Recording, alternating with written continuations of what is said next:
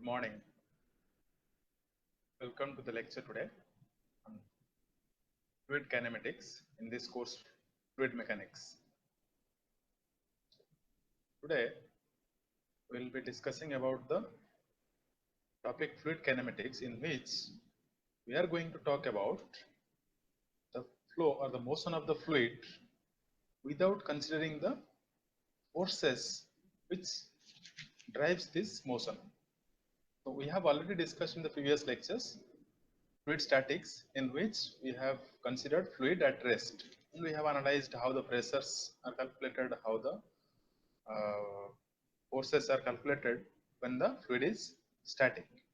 Now in fluid kinematics we will be discussing the motion of the fluid without considering the forces or energy.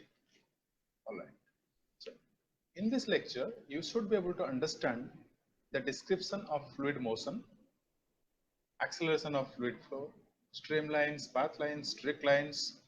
You will also be able to understand types of fluid motion, velocity and circulation, continuity equation.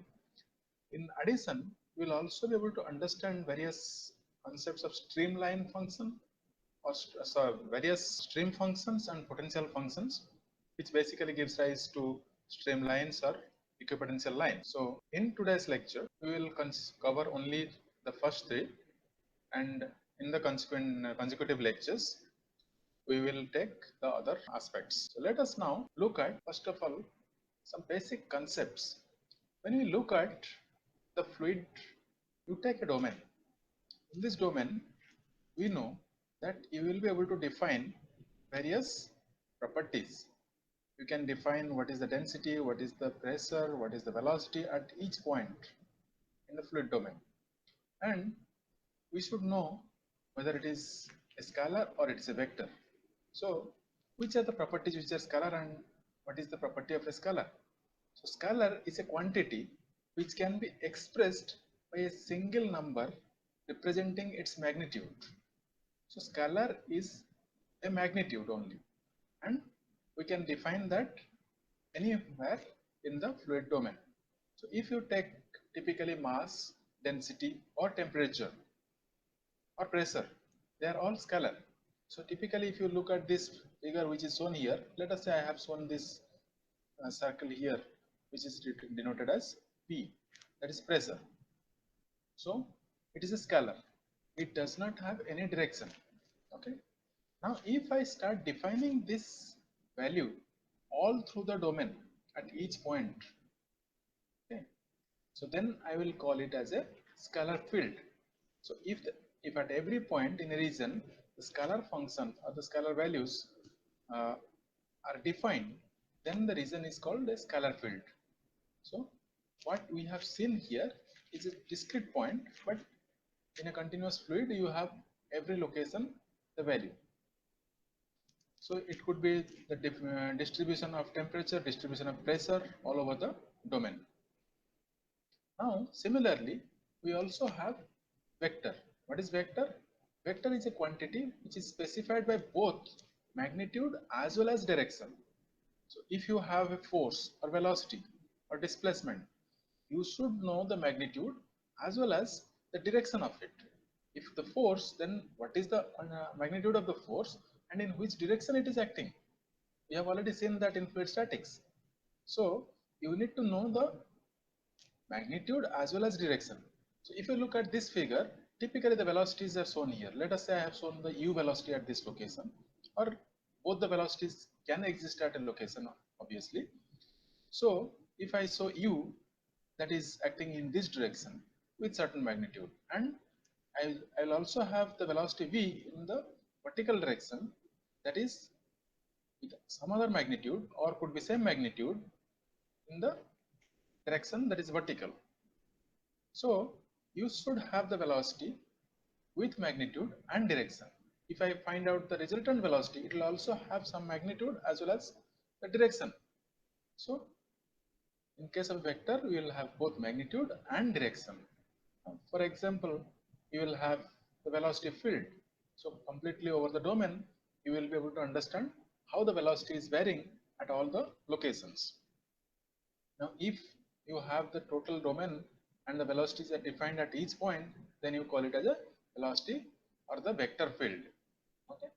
So if we have a region in which the flow parameters such as velocities, pressure, all other parameters, let us say temperature and so on, these are defined at each and every point at any given instant of time, we call it as a flow field.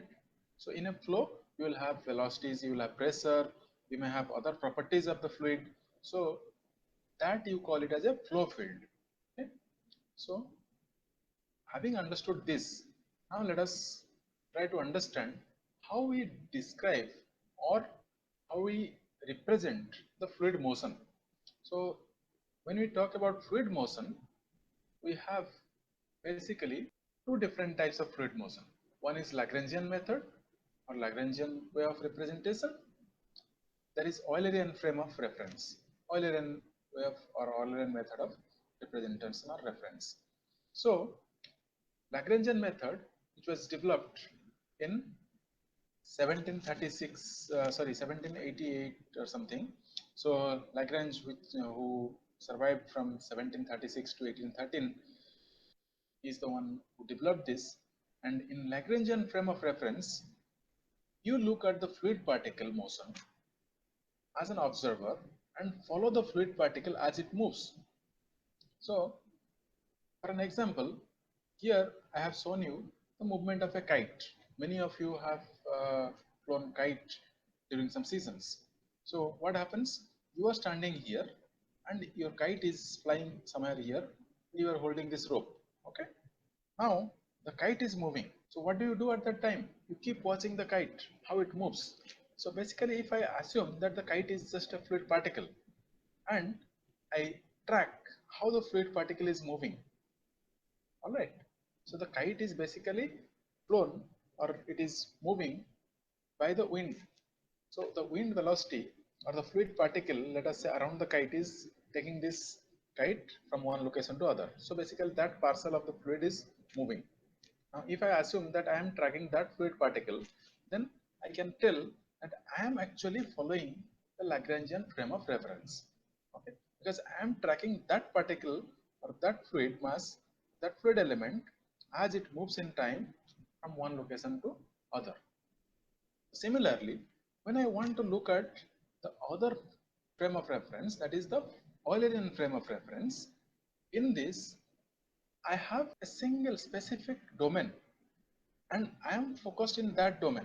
So typically, let us say in this flow, this is a typical flow, and in this flow, if I consider there is a flow taking place, and in this flow, I can see that I have a specific window, and in this window, when the fluid is coming, I am observing what is happening within this window. I am not tracking the fluid particle as it moves from one location to all the way to the other location. I am just tracking what is the change or what is the flow behavior within this specific domain or frame of my reference. So when I am analyzing that, then I call it a Eulerian frame of reference. Alright. So the Eulerian frame of reference is a way of looking at fluid motion that focuses on specific location in space through which the fluid flows at time as time passes. You are not following the fluid. Anything that comes in, you observe that. Anything that goes out, you observe that. And what is happening within the domain. But you don't follow the fluid particle beyond the space that or the window that you have defined. You don't go with the fluid. So this is the difference between Lagrangian and Eulerian frame of reference. Alright. So now let us try to understand slightly more on Lagrangian method or Lagrangian frame of reference. As we discussed, the fluid motion is described by tracing the kinematic behavior of each particle. We are not talking about the force. We are talking about its motion. We are talking about the kinematic behavior of each particle constituting the flow. Okay. So in this, if you see, the identities of the particles are made by specifying their initial position. So you tracked where it started, how it moved, and where it went. So you are tracking the particle or you are identifying the particle from its initial position or the spatial location at a given time. And as you move in time, you find out what is the new position of this particle. So the initial position is, let us say, S0. Okay, so S0 that specifies the initial position at a given time. Let us say that is time t equals to t0. All right. Now, if we have that, this position of the particle at any other instant of time can become a function of this initial position, or the identity of initial position and time, how it has moved and what was the initial position. So that I can write down as S, which is the new position, is a function of S0 is the initial position and time t. Okay. So if we have that, here S is nothing but the position vector of a particle with respect to fixed point of reference at time t equals to t1. So this t1 could be your time t0 plus delta t. Okay, and delta t you can keep on varying. So in this case, let us say I want to find out the position this particle. Let us say I have the particle here, and that is my initial position S0. So at delta t, the particle is going to move some other location. So I'll use the delta t and find out with respect to this location in delta t how it has moved and what is the new position. So that I will consider as my initial position next. Then with respect to this position, I will find out the new position. So I'll keep on tracking this particle and keep moving as it goes. Okay. So now let us try to understand how the equation can be written. We have written S equals to function of S0t. If I write in all directions x, y and z, then I'll be able to write down the new position x is nothing but my I think it is a function. So x is a function of x0, y0, z0 and time t. Similarly, y is also a function of the initial position and t, z is also a function of initial position and t. So where x0, y0, z0 are the initial coordinates, x, y, z are the coordinates at after a time delta t or at a new time step, that is t equals to t1. Okay. So if I write down the vectorial form of this expression, I can write down S as ix plus jy plus kz, where I, j, k are the unit vectors in the respective directions x, y, z. Okay. So S is given like this, and I can write down the velocity now, that is v is equals to ds by dt. We know the velocity is your distance per time. So ds divided by dt is your velocity vector, and that you are taking with reference to, you are calculating with reference to s0, that is the initial position.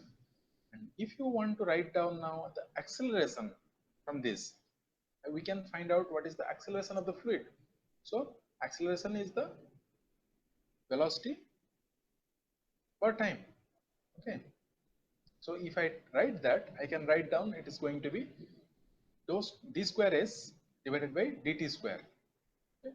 So once we know the expression or the initial position with respect to, we can write down what is the expression for the s, or the distance that has traveled, or the new position, and from that we can find out the velocity.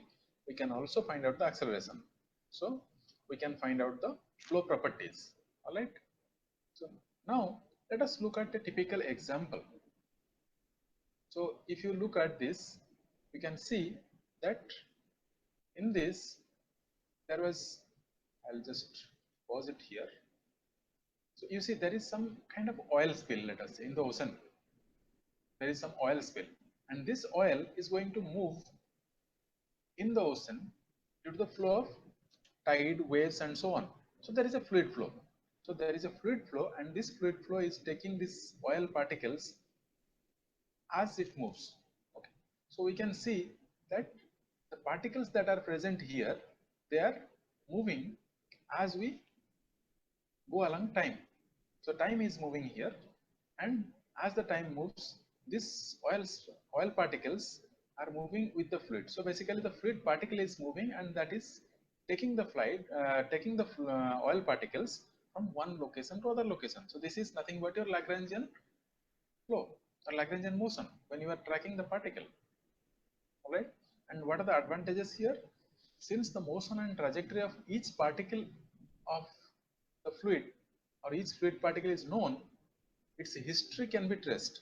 So let's say I want to know if my oil spill has reached at this location. Okay, if my oil spill has reached at this location, and I know the fluid flow motion or the fluid characteristics, flow characteristics before that. So using that, I can find out how this particle would have come from, or how this particle would have moved and where it would have come from. So I can trace out the original location. Or if I have the fluid particles here, the oil spill that is here, and I know how the fluid is going to move, then I can track how these particles are going to move or oil spill is going to move, where it is going to reach, or which coast or which location it is going to affect or pollute. So accordingly, the precautionary measures or the measures to prevent such kind of disasters can be taken. All right. So without spending more time on that, let us move to the next advantage. Since the particles are identified at start and traced throughout their motion, the conservation of mass is inherent. So basically, when you talk about the flow and its Lagrangian motion, you are tracking the particle, and complete throughout its motion, you are tracking the particle, where it moves, how it goes. So you are not losing out anything. So you don't distract yourself from that particular particle. So nothing is lost. So mass is conserved. So in Lagrangian method, Lagrangian frame of reference, conservation of mass is inherent. Now let us understand the other method, that is Eulerian frame of reference.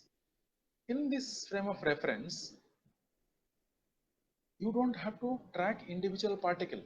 So what happens if you track individual particle? Now if I have some air pollution, and I know the air pollution that is happening here is coming from 500 kilometers away from this location. So I have to really track from the original location till this location to find out what is really happening.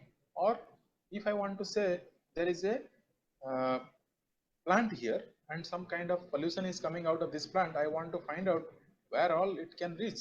So I have to keep on tracking the particle or the pollution as it moves along the wind and see where it reaches. So now that is going to take quite a large domain, or my uh, frame of reference that I have to really consider, or domain that I have to consider is going to be quite large. But I really don't want that, because that's going to be difficult. So in such cases, I may take the interest domain or region of interest and fix my domain, understand the properties, and then find out where it has come or what is happening and what is the behavior. So these kind of methods are really applicable in many cases. We'll see that. So basically what you need here, you need the velocity and its variation with time at each and every location within the flow field or within the domain that you have selected. So that is the frame of reference. Okay. So once you have these two, you can view all hydrodynamic parameters as function of location and time. So again, we have the domain in that at each location and at each time, how the parameters, hydrodynamic parameters, that's the velocities, pressures, or any other flow properties, how they are varying. So now mathematically, if I want to write down, I can write down velocity v is a function of s and t. And in this case, if I want to write down the uh, velocity in terms of the spatial coordinates or the position, then I can write down the ds by dt is nothing but my velocity v, right? And if I have that, I know already s is a function of, or the position wherever the particle is a function of the initial position s0 and t. So the integration of the above equation yields the constant of integration which can be found from the initial coordinates, that is the s0 and t initial coordinate is your constant, and based on that you can find out the new position. And this basically links the Lagrangian method. So Lagrangian method or Lagrangian frame of reference can always be derived from the Eulerian expression. So the advantage is you can get back the Lagrangian frame or Lagrangian description from the Eulerian description also. Now let us look at this. This is again another video which basically shows you the Eulerian method. See, you have this window through which you are watching what is really happening outside, and you see that this uh, through this there is a flow which is taking place. There is wind, there is water, all this motion and all these properties you can visualize how it is changing as you move in time. All right. Okay. So now, having understood this, let us try to understand how we can write down the accelerations and material derivative. So we know the properties. Let us say we know the velocities in the domain. Once we know the velocities in the domain, we should be able to write down the accelerations. So let us see what are they depend on. And the velocity is a function of